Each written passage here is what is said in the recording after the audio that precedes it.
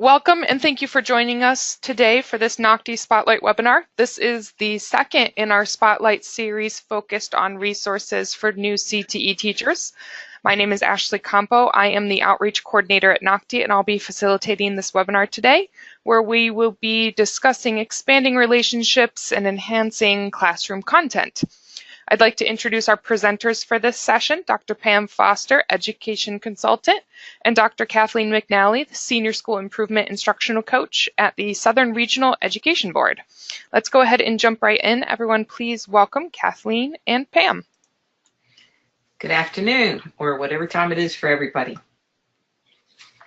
In our first presentation, which was February the 14th, Kathleen and I, that book one really tried to focus on helping the new CTE educator make that transition from perhaps business industry into teaching teenagers.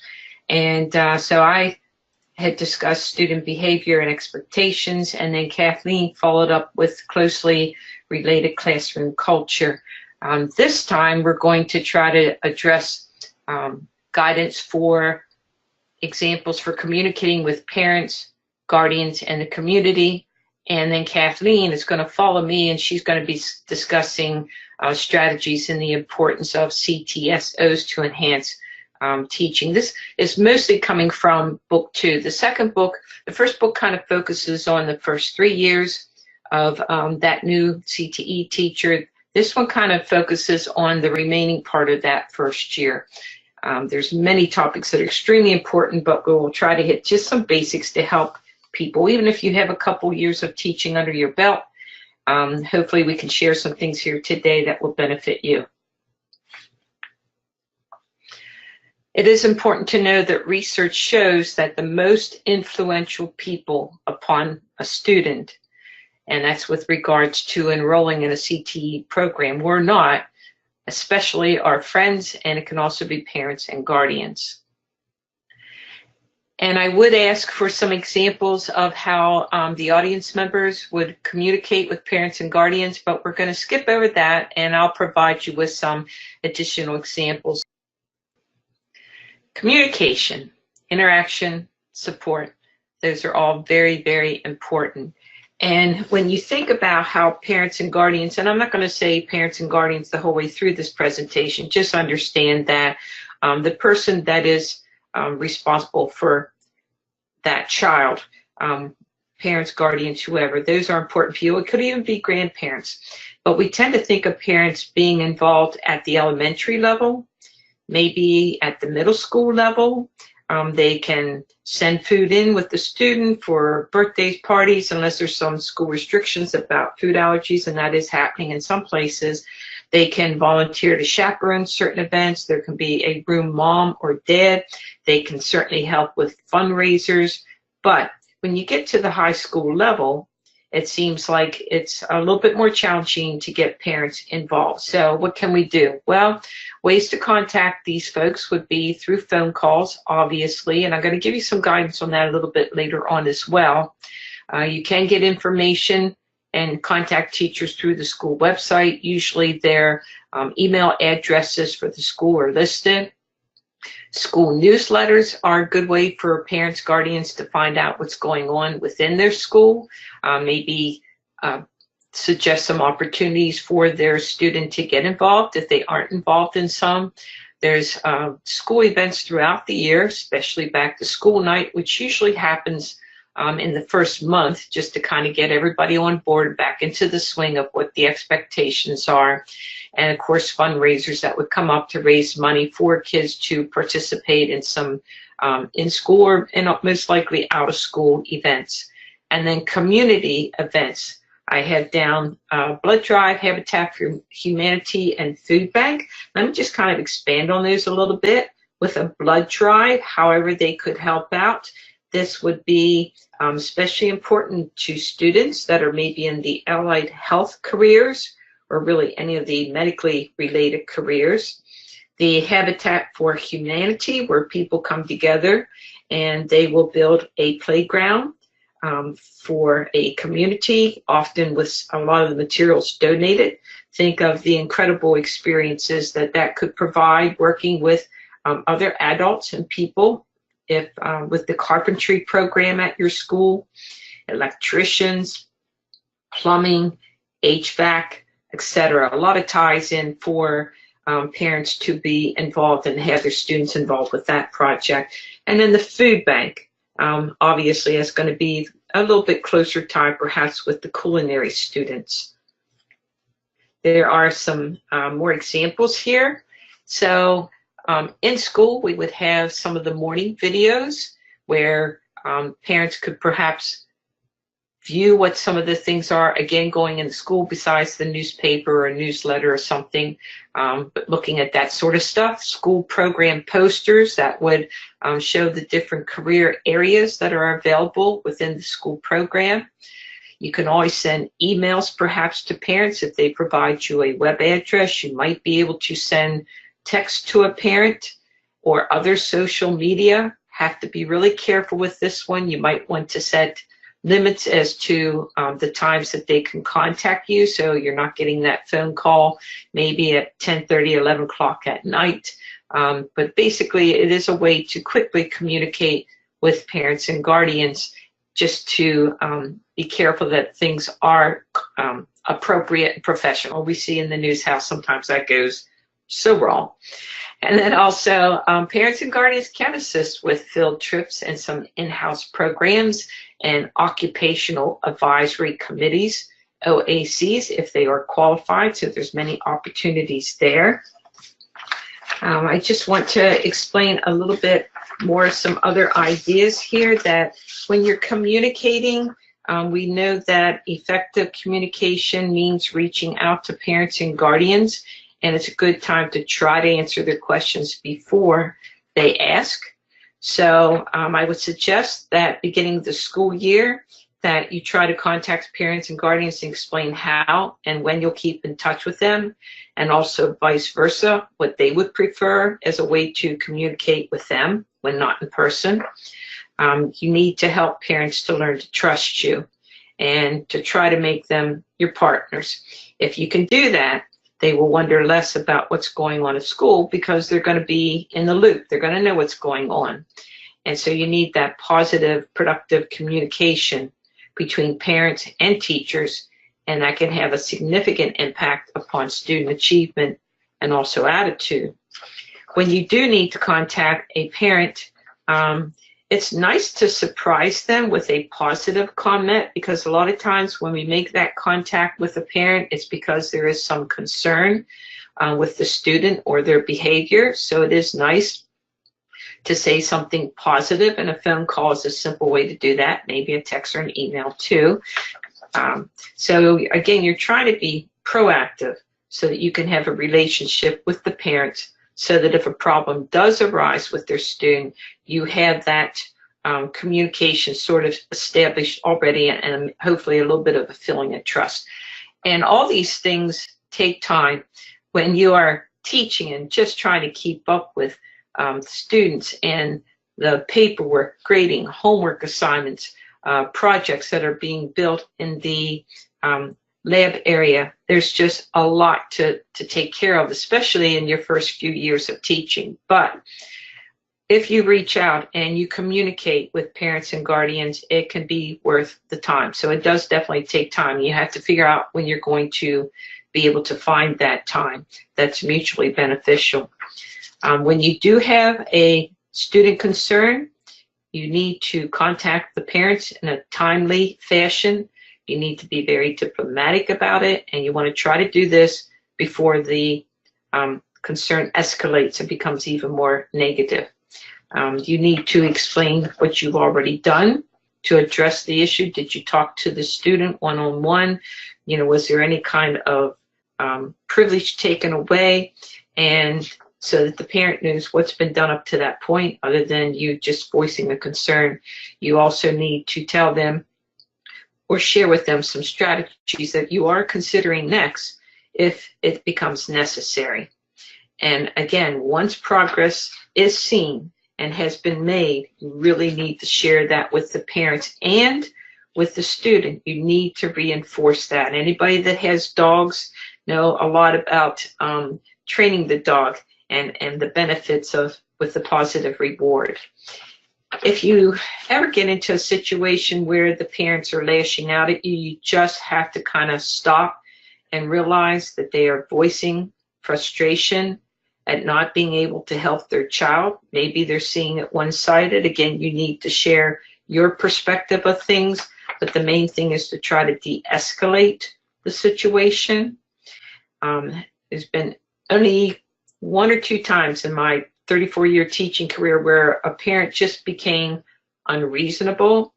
And what happens there is if you need to try to calm them down, let them complain a little bit or voice their opinion, try to talk to them, work towards a mutual resolution to the problem. If that doesn't happen, though, you need to tell them that you're going to stop the phone call or probably a phone call, and just set up a time in the near future to speak with them again after they've had a little bit of time to cool down. It may be a situation where you would need to have a meeting at the school and pull in a counselor, perhaps even an administrator, to try to work together to solve the problem. If you are ever at a parent conference or involved in a conversation with them, never feel pressured to make an important decision, evaluation, or assessment. If you need more time, don't feel pressured to do something right away. Take the time that is needed to give the best information to try to reach the end goal.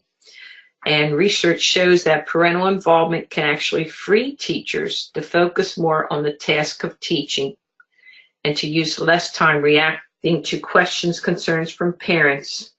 We all want our students to be successful and to flourish in the school community.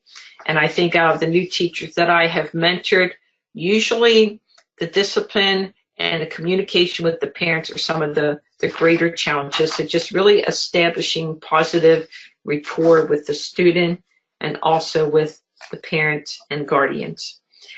If we look at this current slide, there are many opportunities, although sometimes we think it's limited, but there are many opportunities for students and their parents or guardians to participate and to be given recognition and various CTE activities. And often it can be more than what they might receive from their home schools, from their academic schools. Another important thing is NOCTI provides advanced college credit to CTE students from over 1,500 colleges and universities if they meet a predetermined cut score of 70% on written credentialing exams. What a great way to provide the student with opportunities to succeed this way, and to give them a little bit of a heads up and edge as they perhaps enter college or community college.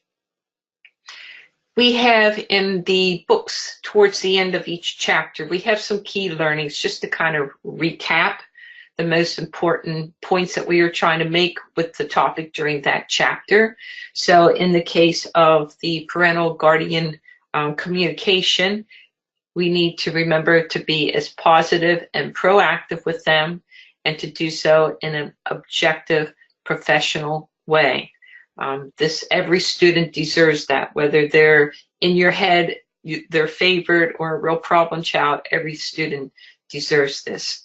And you need to try to make parents and guardians as much of your instructional team where possible. When there are concerns, you need to document them. I would have maybe an area, a folder on your computer. I used to put them on 3x5 cards, and I would write down what the problem was, the student's name. I would say what I did on a particular day. If I held them after school or something, or whatever I did, I would write that on the card as well, and then I would show it to the student and have them sign it. It was not to be a guessing game.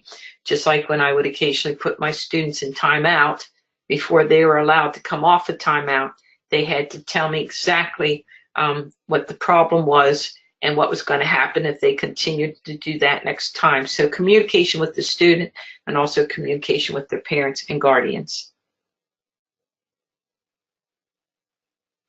Kathleen's going to take over here next, and she's going to be, her focus is going to be more on CTSOs. Kathleen? Hey, thanks so much, Pam. Hello, everyone.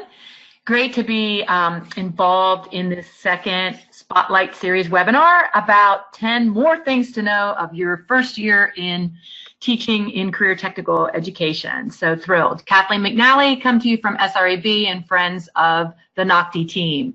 So thank you, Pam and Ashley, for allowing me to be part of this. So I wanted to start with a thought question, and Pam and Ashley, feel free to jump in. I'd love to hear your thoughts about this, about thinking about great leaders. If you're challenged to say, ooh, who in your life, or who do you think of when somebody challenges you to say, who is a great leader? Who comes to mind? I remember reading an article probably 20 years ago about who impacts you the most in your life when you think back, and thinking about educators. I was thinking, oh, you know, the cool activities that I did with the kids and the content, and then I had to stop and think and say, no, it was that educator that showed interest in me, respected me, got me involved, got me excited about what was being taught. I'm going to remember them for their personality and their interaction and how they guided me to accomplish whatever the objectives were each day.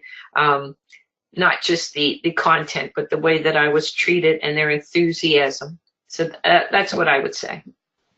Thank you. Yeah, absolutely, Pam. Thanks so much. Ashley, anything from you? Yeah, I would agree with that, and just say someone who has a general air of, you know, lifting up those who they are leading, and guiding them in a way that is, you know, respectful, and just constantly thinking about what's best for them and how best to serve the people that they are leading.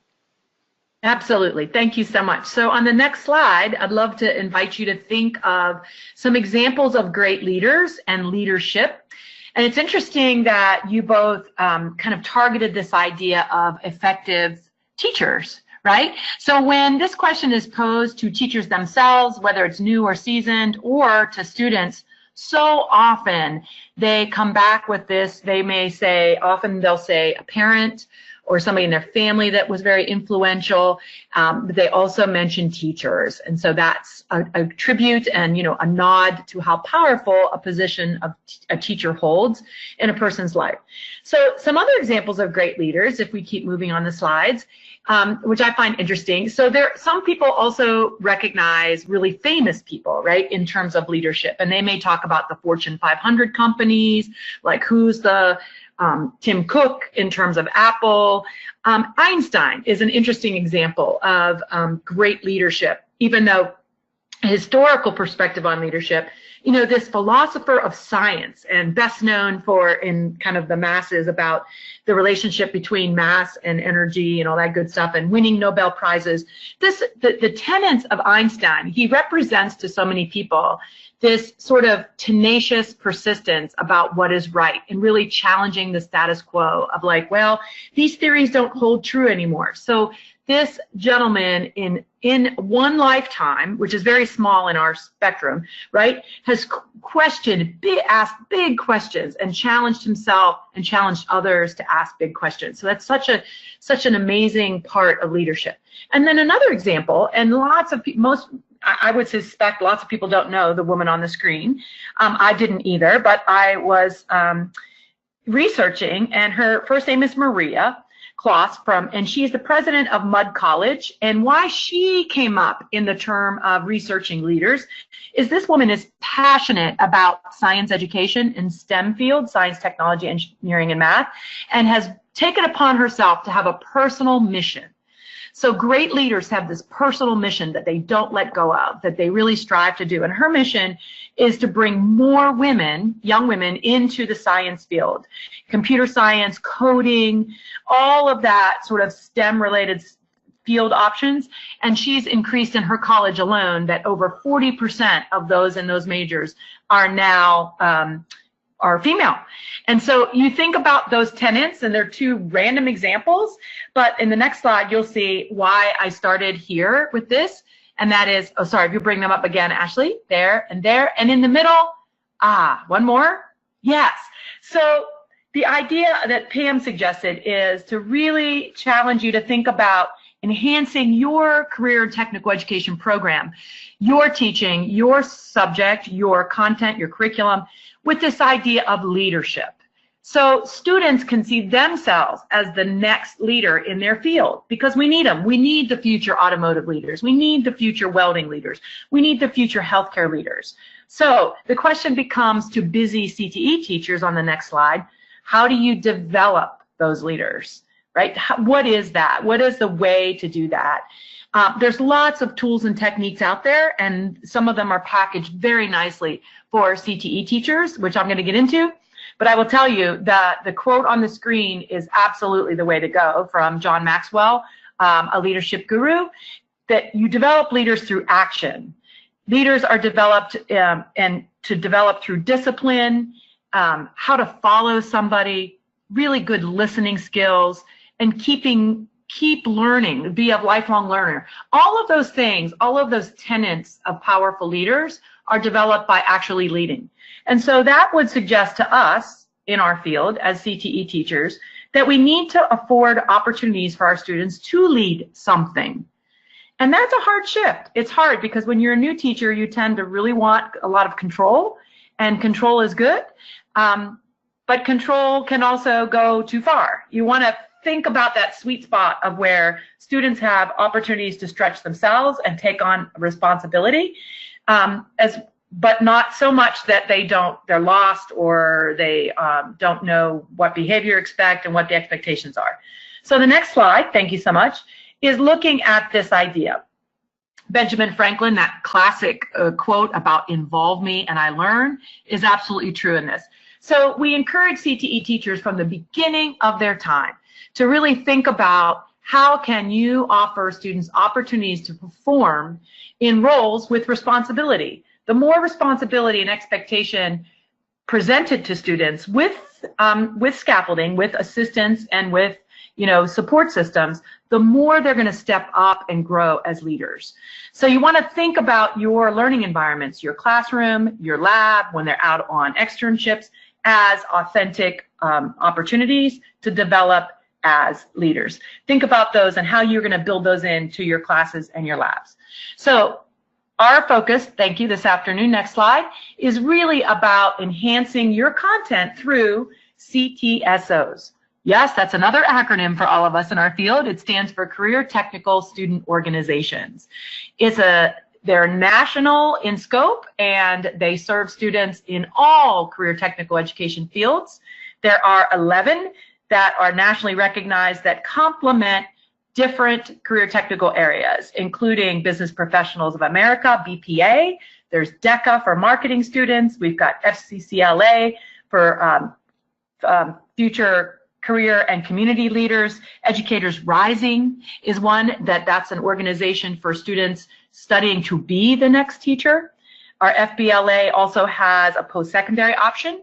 HOSA is one of our CTSOs, which stands for Health Occupation Students of America. We have the National FFA, which is an organization for students in agriculture. They also have a post-secondary option and a young farmers option.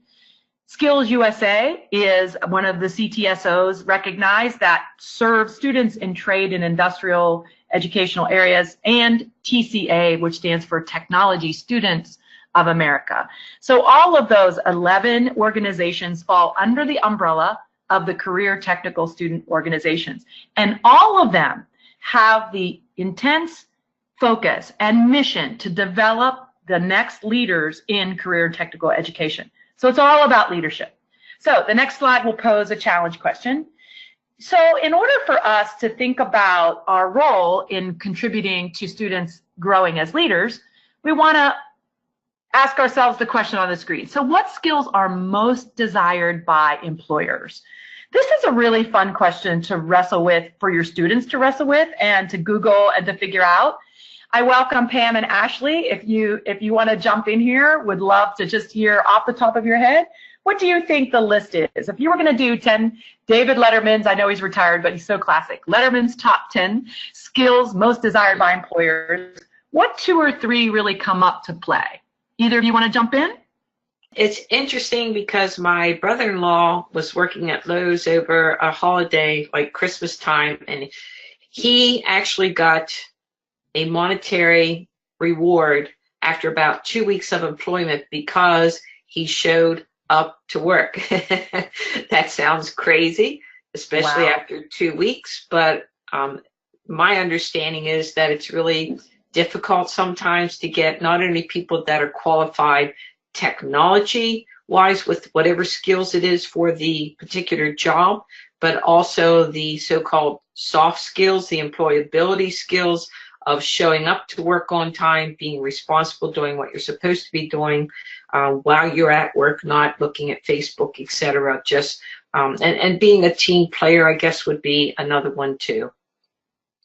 Those are excellent. Thank you so much. What a poignant example, right, Pam? Of like somebody that's actually rewarded for showing up. You know, it's it's amazing. And so when these students through our career technical student organizations come with the polish and the developed employability skills that they do come with, employers are so impressed. It's so exciting for them because they really do desire those skills. So on the next screen, you'll see some of the most prevalent answers. They reflect exactly what Pam was, what her story was alluding to. So this idea of teamwork and communication skills. Oh, teamwork's that important. It's on there twice. Self-management, willingness to learn, positive attitude. You know what's crazy? It doesn't say knowing how to arc weld, right? Knowing how to lift a patient out of the bed. Those things are almost icing on the cake. You know, it's awesome to have the technical development. It's also really important to think about these employability skills, these soft skills. So that's where career technical student organizations come into the picture, and they offer such a rich puzzle piece for CTE teachers. So on the next slide, I'd like to challenge your thinking about, you know, why would you make the effort to get involved in your career technical student organization to enhance your content? And why a CTSO over other options for students to get involved in? I'll say right off the bat that CTSOs are such a positive choice, and you really want this day and age for students to have positive choices. They also have things like the National Honor Society, which is super, you know, that really recognizes them for academic achievement. So it's not suggesting that CTSOs are the only positive choice. It's just in your world thinking about why there's an extra added advantage. Why is it worth the time and trouble to do that? Well, one of them is the fact that they build a fabulous network, a professional network for students, not only for students, but for teachers. In my experience in being involved with CTSOs as an advisor, as a student advisor, as a post-secondary advisor, as an adult, and as a CTSO employee, all of those perspectives, I was always so just awestruck by the network that it creates for you, that allows you to connect with people not only studying what you're studying, but also that have the same professional goals in mind, that are developing their leadership. For new teachers especially, it's a great opportunity to connect with other teachers, to troubleshoot things about your classroom and students, and it's just very rich. It also is really a fit for your programs of studies. So as I suggested, the 11 national CTSOs really do touch all the different 16 national career clusters. So it's an opportunity to really have a professional organization that mirrors and that really complements what you're trying to teach technically. All of the CTSOs are backed up. So they have national organizations that have support systems, rich resources for teachers and students in order to move them along the leadership continuum. They provide opportunities, there's support, there's structure, and there's competitive events. That's one of the things that most people, that's most prevalent in CTSOs that are most well known, is the opportunity to showcase students' leadership and technical development, and can be very motivating for students. Thank you. So the next slide takes a look at nuts and bolts. So if you're a new teacher and you're thinking, yeah, I've heard of Skills USA, or I've heard of HOSA, yeah, I know FFA, but I don't know exactly where to get started or what to do. It's really helpful I would encourage you to connect with an advisor and your state director. Every state has a leader identified in the organization, and you can get online on any of their national CTSO pages and find those folks, or through your state Department of Education. And those folks can get you connected with an advisor, a seasoned advisor that can really help you to get started.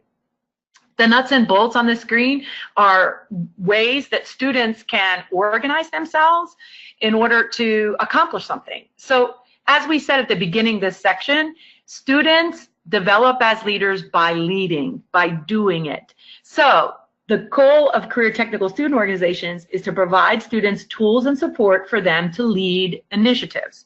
So they would organize themselves, and all of them have training for officers, they have bylaws, they have meeting protocols.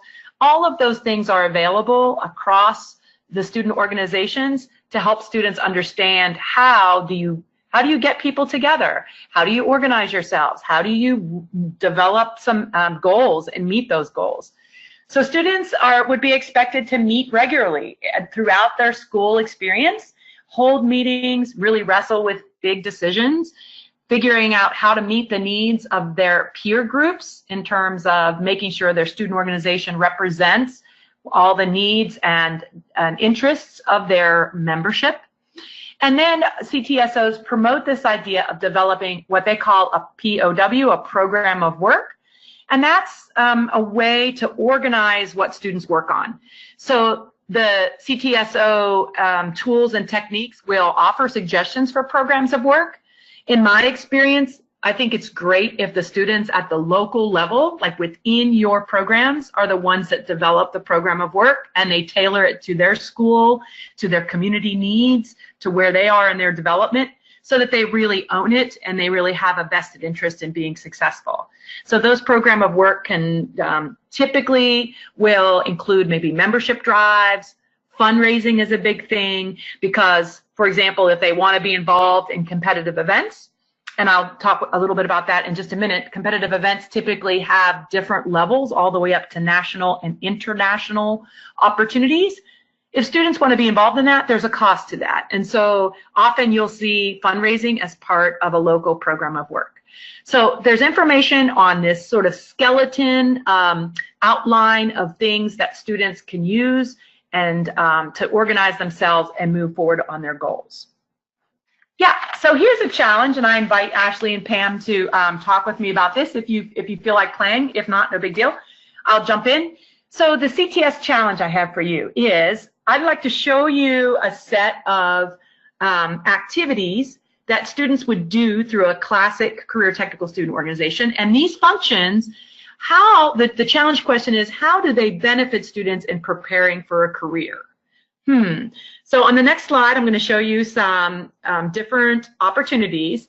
Take any of those that jump out at you, and you're asking yourself, okay, so how would having students do any of those functions of a CTSO, how would that help them prepare for a career? Anybody have any ideas? Well, if you engage in community service, you're going to be working with other people, most likely adults, and some of those adults might be related to the CT program that student has chosen. So it gives them an opportunity to talk one-on-one with somebody and just kind of get some information. It could even lead to, possibly a cooperative learning sort of thing, but it's just, and I think it can really sort of back up what they hear the teachers saying in the classroom, and now they're out in the community, networking with some other people. Networking is very, very important regardless of what career you have chosen. And so just kind of getting some other opportunities to further examine, what you're interested in. And of course, electing and training officers, we have officials that do that for us at the local, state, and federal government. And sometimes students can go on to become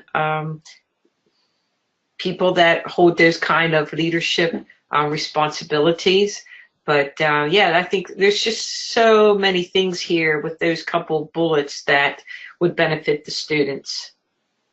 Absolutely, Pam. Thank you so much for playing. Yeah, so such poignant examples, right? This idea of community service, and it introduces them to potentially working with people they don't know, and maybe those are adults, and so how do they navigate that? Is such a powerful skill set to take to a workplace, right? Because they're going to eventually get into workplaces most likely where they're working in teams or working with people that they don't know, and those skill sets are pertinent to that.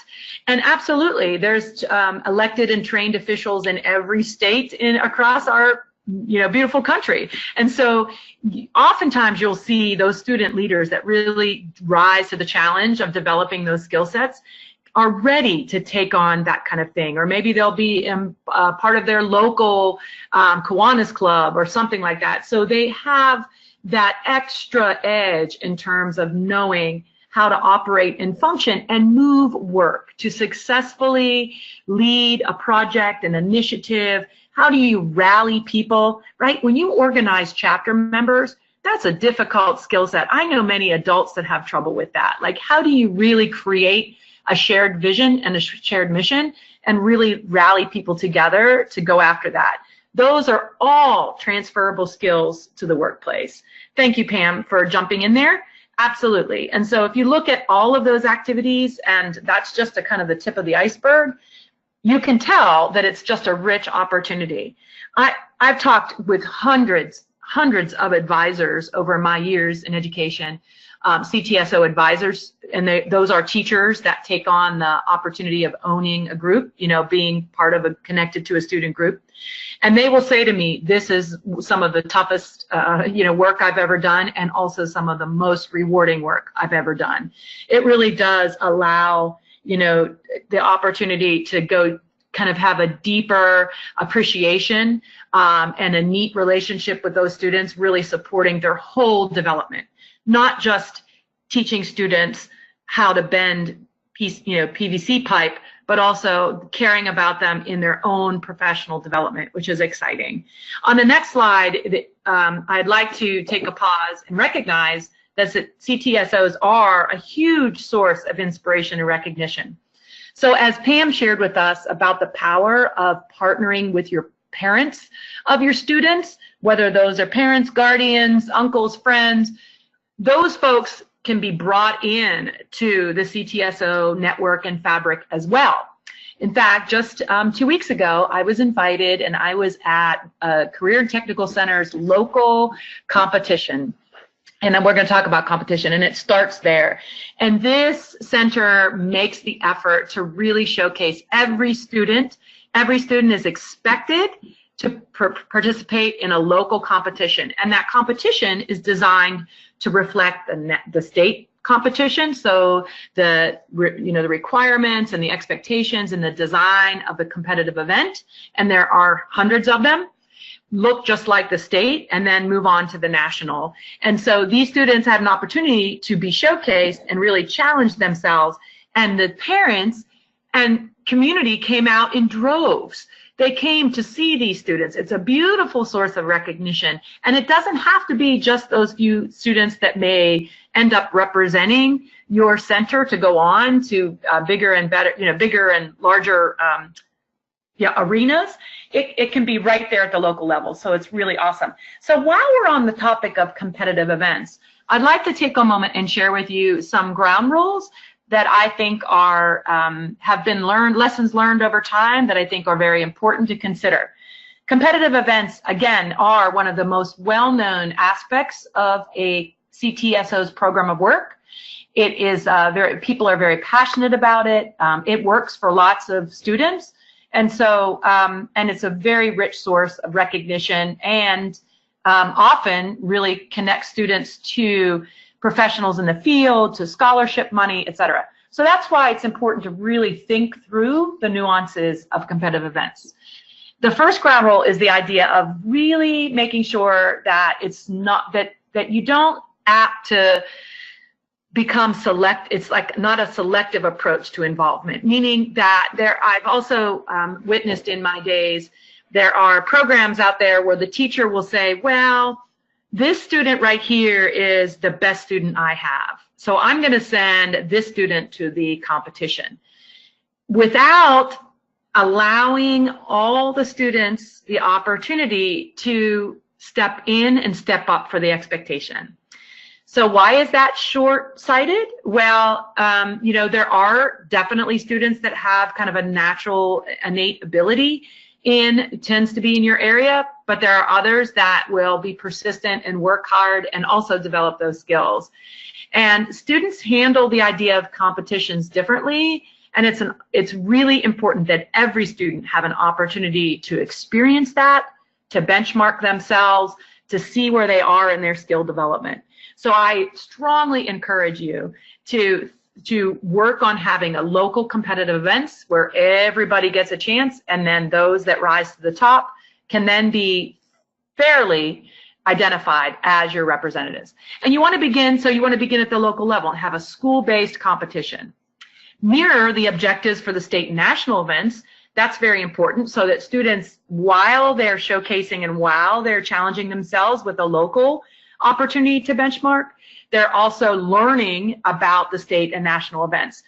The national events are developed with business and industry partnership, so they are well fleshed out. They represent the skill sets of that cluster and of that industry, so it's a great resource for having a really super technical experience. And you want to offer both technical and leadership events.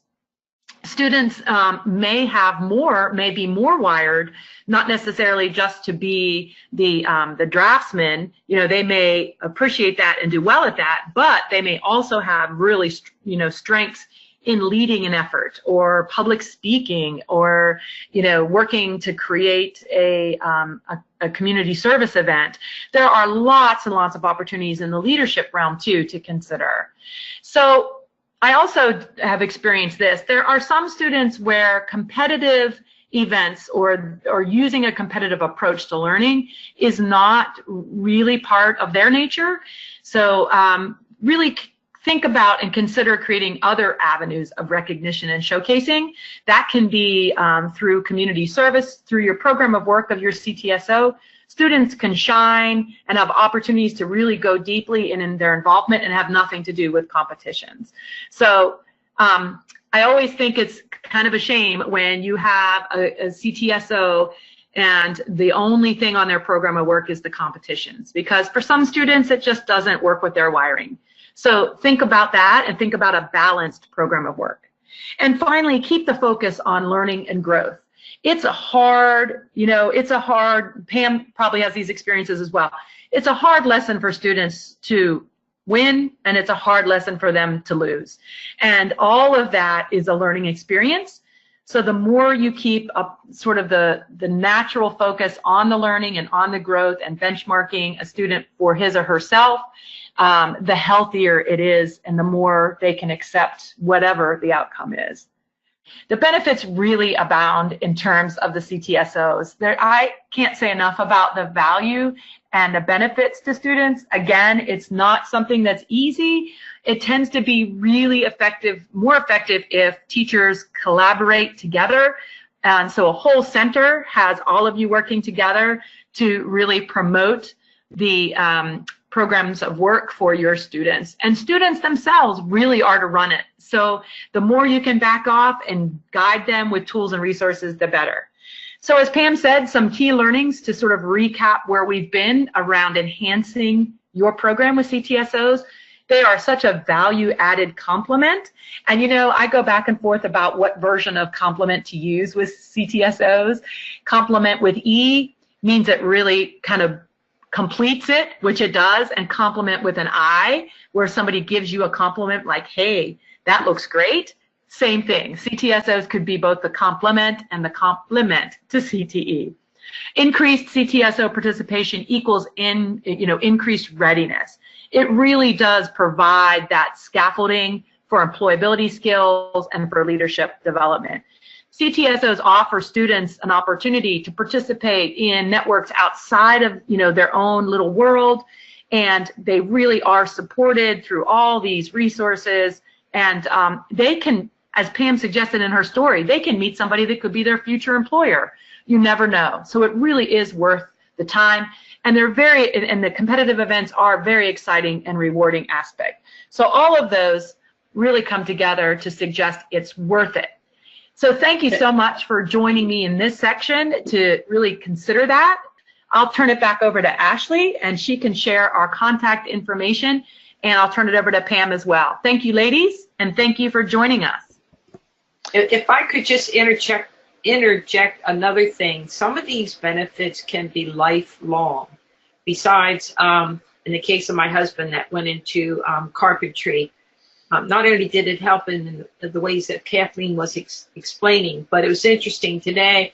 I was going through the closets trying to find space where there isn't, and I came across my husband's bright red suit coat for the student organization that he had been in with the logo on it. He was very proud of that, and I dust off the shoulders because it's been in the closet for a while, but there's no way that I would give that coat away. And another interesting thing, too, is that one of the men that he met in this club, another student, became his best friend and was best man at our wedding, and he and his family have continued to be lifelong friends. So it's not just a thing for when kids can be in high school. It can actually be something that may impact them for the rest of their lives. Thank you, everyone, for joining me this afternoon. A big thank you to Kathleen and Pam for presenting all of the valuable information today. If you have any questions about anything that was covered today that you come up with, or you have thoughts or would like some clarification on anything, you can contact us at NOCTI, or you can contact Kathleen and Pam directly. Their emails are on the screen. Just as some follow-up information, the third and final installment of this Spotlight series for our new CTE teachers will be on Tuesday, April 2nd at 2:30 p.m. And that session is titled Teaching Beyond Your First Year. And you can register for that session on our website, nocti.org, under webinars.